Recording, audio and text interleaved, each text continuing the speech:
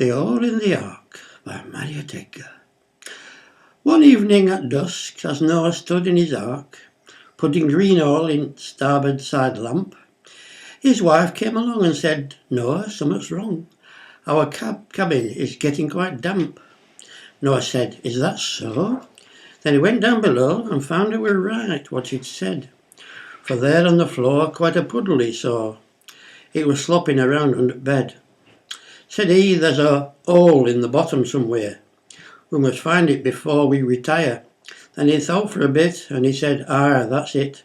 A bloodhound is what we require."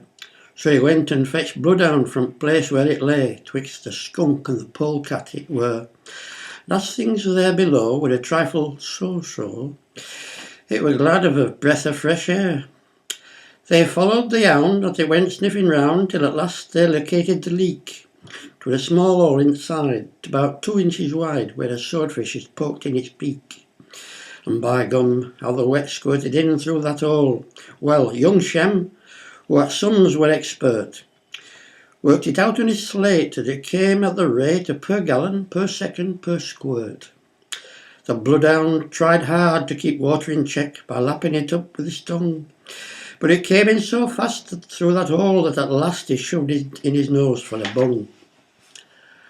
The poor faithful sound, he were very near drowned.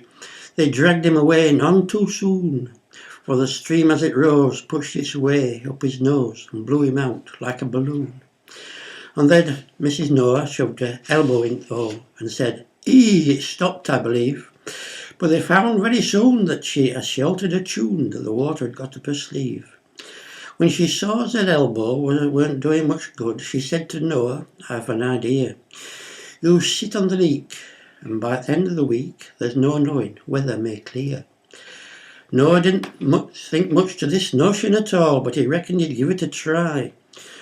On the hole there he flopped, and the leaking all stopped, and all except him was quite dry. They took him his breakfast and dinner and tea, as day after day there he sat, till the rain were all past, and they landed at last on the top side of Mount Ararat.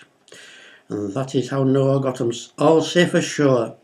But ever since then, strange to tell, them as helped save the ark has all carried a mark, and they're all their descendants as well. That's why dog has cold nose and ladies cold elbows. You'll find also, if you inquire, that's why a man takes his coat tails in hand and stands with his back to the fire.